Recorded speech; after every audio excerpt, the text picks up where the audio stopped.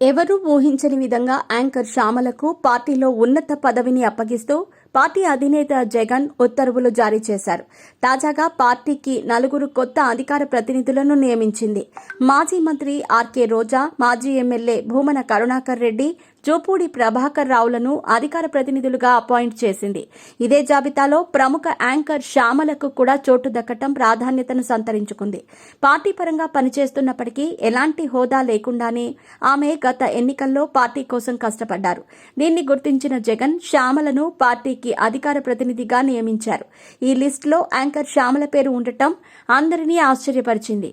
పార్టీకి అధికార ప్రతినిధిగా నియమించినందుకు శ్యామల పార్టీ అధినేత వైఎస్ జగన్ కు ధన్యవాదాలు తెలిపారు.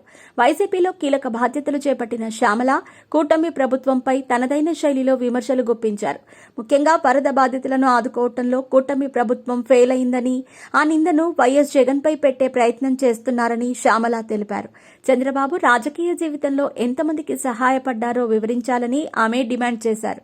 గత జగన్ ప్రభుత్వంలో వరద బాధితులను ఏ విధంగా సాయం చేశామో కళ్లు తెరిచి చూడాలని కూటమి నేతలకు ఆమె హితవు పలికారు. ఓడిపోయిన తర్వాత కూడా జగన్ ప్రజలకు అందించిన సాయం గురించి ఆమె ప్రజలకు వివరించారు. జగన్ వల్ల ప్రజలకు ఎంతో మేలు జరిగిందని, మీ రాజకీయ జీవితంలో ఆ విధంగా చేసిన సాయాలు ఎన్నున్నాయో తెలపాలని చంద్రబాబును శ్యామల డిమాండ్ చేశారు. అధికార బలం, మీడియా బలం ఉంది కదా అని ఏది పడితే అది ఇలా ప్రచారం చేయటం సబబు కాదని చంద్రబాబుకు శ్యామల హితవు పలికారు. ఇక శ్యామల విషయానికొస్తే గత ఎన్నికల్లో ఆమె అధికార వైసీపీకి మద్దతుగా నిలిచారు. ఆ పార్టీ అభ్యర్థుల తరపున ఎన్నికల ప్రచారం కూడా నిర్వహించారు.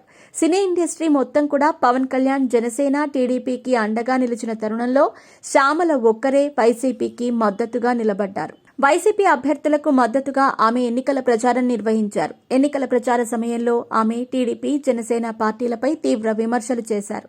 మెగా ఫ్యామిలీకి వ్యతిరేకంగా ఉంటే ఇండస్ట్రీలో సినిమా అవకాశాలు లేకుండా చేస్తారనే టాక్ ఉంది. ఆలీ, పోసాని వంటి గొప్ప పేరున్న నటులకు సైతం ఇప్పుడు సినిమాల్లో పెద్దగా అవకాశాలు రావటం లేదు.